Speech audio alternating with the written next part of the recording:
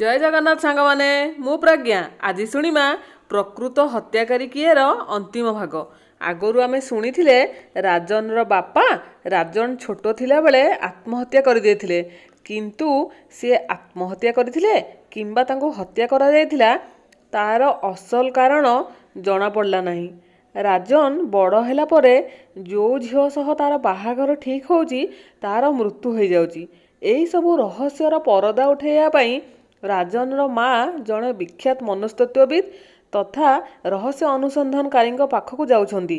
ताहाले सेही रहस्य अनुसंधानकारी कौन यही रहस्यर उन्मोचन करिपारिबे? सेही झियो मानकर मृत्युर रहस्य कौन जना पड़िबो? मानसिक रोगर आक्रांत राजन कौन सुस्थ हो पारिबो? प्रकृत हत्याकारी किए होइथिबो? चलंतु एही सब प्रश्नर उत्तर पाइबा पई आमे पूरा कहानीटी शुणी नबा। गभीर विश्लेषण पर भी सबू अड़ुआ तड़ुआ हो जाउथिला शेष पर्याय को। हठात प्रोफेसर जादव को कथा मन को आसिला। पढ़ा समय रे तांको व्यक्तित्व विचक्षणता तथा आधुनिक थेरापी मते अभिभूत करथिला। एबे से एई सहर रे व्यक्तिगत क्लिनिक भी अछि तांकर। तांको सह देखा हेबा परे अनेक विचार विमर्श परे आमे गोटा रिस्क नेइथिलु। फलाफल कौन हेबो भाबी आमे संदेह रे भी थिलु। एही अभियान रे इतु को मु अस्त्र करथाए। मोर प्रतिटी एडवेंचर अभियान रे सहयात्री हेबारे तार परम आग्रह। प्रथम पर्याय रे मिसेस राय को अनुमति नहीं राजन चिकित्सा पई इतु को नर्स रूपे नियोजित कली। 4 दिन हेलाड़ी इतु जाउची बराबर, मात्र मो तागिद जगु विलंब समय न करी फेरी आसे और मो सह सबुबेले जोगाजोग रखिथाए। घटनार क्षीय गुड़ी को जोड़ी एक निर्यासरे पहुँचवार चेष्टा करुथली। स्वाति, पायल, रागिणी जनक परे जणे समस्ते समवयसी। राजन जीवन रे जनक परे जणे आसीछंती। परक्षण रे मृत्यु सेमानकु आलिंगन करिछि। इतु परवर्ती शिकार नुहे तो षड़यंत्रकारीर। अस्थिर होई इतुकु मेसेज कली। प्रत्युत्तर पाई आश्वस्ति बोध करने सह संभावनार बासना बारी पारुथिली। मिसेस राय ड्रॉइंग रूम रे प्रोफेसर जादव मु मिसेस राय को नहीं छोट समावेशटीए। मिसेस राय उद्ग्रीव थिले राजन मानसिक स्थिति अग्रगति विषय जानिबा निमंते। राजन बाबू को डाकिबा को अनुरोध कली।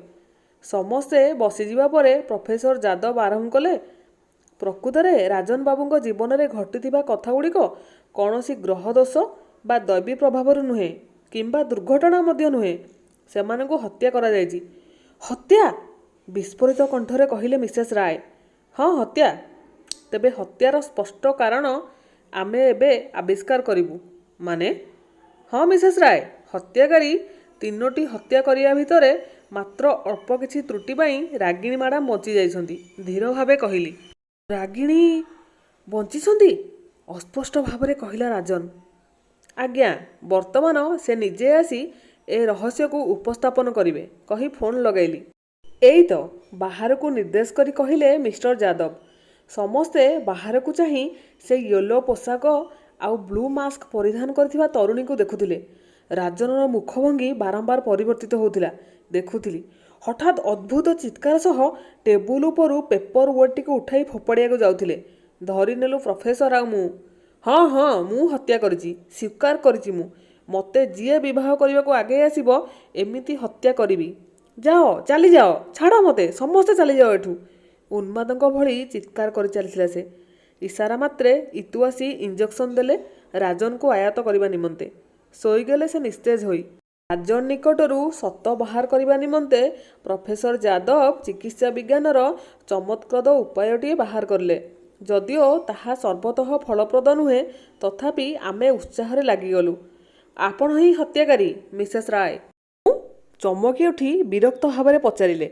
सीधासलख नहेले मध्य परोक्षरे आपण ही एहार सूत्रधारिणी।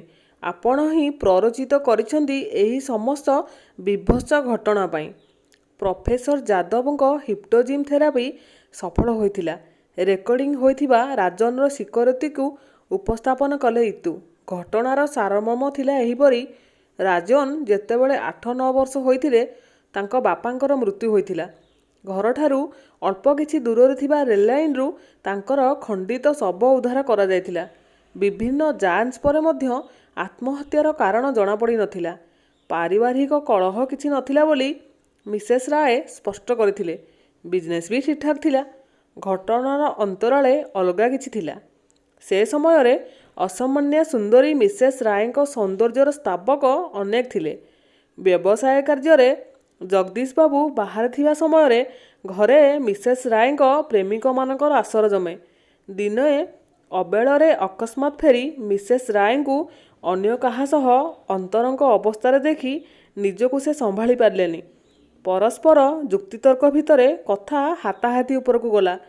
ହଠାତ୍ ଜଗଦୀଶ ବାବୁଙ୍କ ମଥାରେ ଆଘାତ ଲାଗିବାରୁ ଟଳି ପଡ଼ିଲେ ସେଇଠି। ପ୍ରେମିକ ସହ ମିଶି ତାଙ୍କୁ ନେଇ ଟ୍ରେନ୍ ଲାଇନ୍ରେ ପକାଇ ଦେଲେ। ଟ୍ରେନ୍ ଆସିବାର ଅଳ୍ପ କେଇମିନିଟ୍ ପୂର୍ବରୁ। ବାସ୍ ସବୁ ଶେଷ ତାପରେ। କିନ୍ତୁ ସବୁକିଛି ଦେଖିଥିଲେ ସେତେବେଳେ ରାଜନ। ପରକୀୟାକୁ ନେଇ ଛଳନାପୂର୍ଣ୍ଣ ଦାମ୍ପତ୍ୟ ଜୀବନ। ନାରୀର ଭୟଙ୍କର ରୂପ ତାଙ୍କ ମାନସିକତାକୁ ଦୁର୍ବଳ କରିଦେଇଥିଲା। ପିତାଙ୍କ ବିଚ୍ଛେଦ ଓ ଏହି ଦୁର୍ଘଟଣାର ଅବସାଦ ତାଙ୍କୁ ଏମିତି କାବୁ କରିନେଇଥିଲା ଯେ ତାହା ମାନସିକ ସ୍ଥିତିକୁ ଏପଟ ସେପଟ କରିଦେଲା। ଫଳତଃ ସେ ବାଇପୋଲାର ଡିଜଅର୍ଡର ସ୍କିଜୋଫ୍ରେନିଆ ଭଳି ମାରାତ୍ମକତାର କବଳିତ ହୋଇଥିଲେ ନିଜ ଅଜାଣତରେ। ନାରୀ ପୁରୁଷଙ୍କ ଆକର୍ଷଣ ସହଜାତ ଯୁଗ ଯୁଗରୁ। ସ୍ୱାତୀ, ପାୟଲ, ରାଗିଣୀଙ୍କ ସାହଚର୍ଯ୍ୟ ଭଲ ଲାଗୁଥିଲା। କିନ୍ତୁ ସେହି ସମ୍ପର୍କକୁ ବିବାହ ରୂପ ଦେବାକୁ ପ୍ରଚେଷ୍ଟା ମାତ୍ରକେ ଅତୀତରେ ନିଜ ପିତାମାତାଙ୍କ ନଷ୍ଟଭ୍ରଷ୍ଟ ସଂସାର, ଅବୈଧ ପ୍ରେମ କଥା ମାନସ ପେଟକୁ ଆସିଯାଏ। ନାରୀ ହିଁ ଅନର୍ଥର କାରଣ ବୋଲି ଧାରଣା ବଦ୍ଧମୂଳ ହୁଏ। ହତ୍ୟା କରିବାର ପ୍ରବୃତ୍ତି ଜାଗେ। ସ୍ୱାତୀକୁ କୋଲ୍ଡଡ୍ରିଙ୍କସରେ ବିଷ ମିଶାଇ ହତ୍ୟା କରିବାକୁ ବାଧ୍ୟ ହେଲେ। ବିବାହ କଥା ଶୁଣିବା ପରେ ଯେହେତୁ ଅନ୍ତରଙ୍ଗ ଥିଲେ, ତା ମୃତ୍ୟୁରେ ମାନସିକ ଅସନ୍ତୁଳନ ଭୋଗିଲେ 6 ମାସ ଯାଏ। ତାପରେ ପାୟଲ ଓ ସେ ଉଭୟଙ୍କୁ ବହୁତ ପସନ୍ଦ କରୁଥିଲେ। ବିବାହ ଠିକ୍ ହେବା ପୂର୍ବରୁ ମିସେସ୍ ରାୟଙ୍କ ପ୍ରଶ୍ନରେ ଏଇ ଉତ୍ତର ଦେଇଥିଲେ। କାହାକୁ ପସନ୍ଦ କରିବାର ଅର୍ଥ ନୁହେଁ ବିବାହ କରିବା ସବୁବେଳେ। ପାୟଲଙ୍କ ସାନ୍ନିଧ୍ୟ ତାଙ୍କୁ ଭଲ ଲାଗୁଥିଲା। କିନ୍ତୁ ବିବାହ କଥା ଉପସ୍ଥାପନ ଯୋଗୁଁ ବାଧ୍ୟ ହୋଇ ହତ୍ୟା କଲେ ଆକ୍ସିଡେଣ୍ଟ ନାଟକ କରି।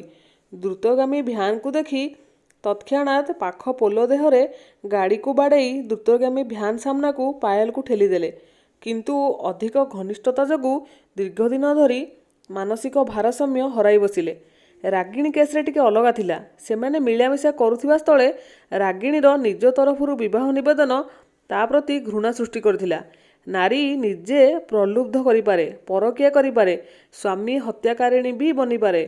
ଏସବୁ ଦେଖିଥିଲେ। କିନ୍ତୁ ନାରୀର ଉପଜାଚିକ ପ୍ରବୃତ୍ତି ଅସହ୍ୟ। ତେଣୁ ରାଗିଣୀକୁ ହତ୍ୟା କରି ତାଙ୍କର କୌଣସି ଅନୁଶୋଚନା ନଥିଲା। ରାଜନଙ୍କ ଟ୍ରିଟମେଣ୍ଟ ସମୟରେ ଇତୁ ତାଙ୍କ ମୋବାଇଲରୁ ସ୍ୱାତୀ, ପାୟଲ, ରାଗିଣୀର ଫଟୋ ସବୁକୁ ଟ୍ରାନ୍ସଫର କରି ଆଣିଥିଲା। ରାଗିଣୀର ଚେହେରା ସହ ଇତୁର ସାମଞ୍ଜସ୍ୟ ଥିବାରୁ ତାଙ୍କୁ ହିଁ ରାଗିଣୀ ବଞ୍ଚିଥିବାର ମିଛ ନାଟକର ନାୟିକା ରୂପେ ନିଆଯାଇଥିଲା। ଫଟୋରେ ରାଗିଣୀ ପିନ୍ଧିଥିବା ୟେଲୋ କଲର ଡ୍ରେସ୍ ଓ ବ୍ଲୁ କଲର ସମ୍ବଲପୁରୀ ମାସ୍କ ଖୋଜିବାକୁ କମ୍ ପରିଶ୍ରମ ପଡ଼ିନଥିଲା। ଯାହା ପରିଧାନ କରିବା ପରେ ତାକୁ ଦେଖି ଉଭୟ ରାଜନ ଓ ମିସେସ୍ ରାୟ ଭ୍ରମରେ ପଡ଼ିଯାଇଥିଲେ। ରାଗିଣୀ ବଞ୍ଚିଥିବା ଖବର ତା ଦୁର୍ବଳ ମନରେ ପ୍ରହାର କରିଥିଲା। ଫଳତଃ ସବୁ ସତ ଓଗାଳି ପକାଇଲା ଉତ୍ତେଜନାରେ। ଏଯାବତ୍ ସ୍ଥାଣୁ ଭାବେ ଶୁଣିଥିବା ମିସେସ୍ ରାୟ ଆଶ୍ଚର୍ଯ୍ୟ, ଦୁଃଖ, ଲଜ୍ଜା ଓ ଅନୁତାପରେ ମୁହଁରେ ହାତ ଦେଇ କାନ୍ଦି ଉଠିଲେ କଇଁ କଇଁ ହୋଇ। କଥାଟିକୁ ଆମେ କେତେଜଣଙ୍କ ମଧ୍ୟରେ ସୀମିତ ରଖିଥିଲୁ। କାରଣ ନିଜର କ୍ଷଣିକ ସୁଖ ସମ୍ଭୋଗର ପ୍ରତିଫଳ ଉତ୍ତରଦାୟାଦ ଜୀବନକୁ କେମିତି ଭୟଙ୍କର ମୋଡ଼ ଦେଇପାରେ, ତାହା ଦେଖି ଗୋଟେ ମାତୃପ୍ରାଣ କିପରି ଗୁମୁରି କାନ୍ଦେ। ଏହାଠାରୁ ବଳି ଅନୁତାପ ଆଉ କ'ଣ ହୋଇପାରେ? ସିଧାସଳଖ ନ ହେଲେ ବି ସେ ହିଁ ଏଇ ତିନୋଟି ନିରୀହା ତରୁଣୀଙ୍କ ହତ୍ୟାକାରିଣୀ। ଏହି ଆତ୍ମଦାହ ହିଁ ତାଙ୍କ ବାକି ଜୀବନର ପ୍ରାୟଶ୍ଚିତ ହେବ। ଯଦି ଆପଣମାନଙ୍କୁ ମୋ କାହାଣୀଟି ଭଲ ଲାଗିଲା ତେବେ ମୋତେ କମେଣ୍ଟ ବକ୍ସରେ କମେଣ୍ଟ ଲେଖି ଜଣାଇବେ। ଆଉ ଏଇଭଳି ନୂଆ ନୂଆ କାହାଣୀ ଶୁଣିବା ପାଇଁ ମୋ ଚ୍ୟାନେଲକୁ share, subscribe, like and comment କରିବେ ଏବଂ ପାଖରେ ଥିବା ବେଲ୍ ଆଇକନକୁ ଦବାଇ ଦେବେ। ଜୟ ଜଗନ୍ନାଥ।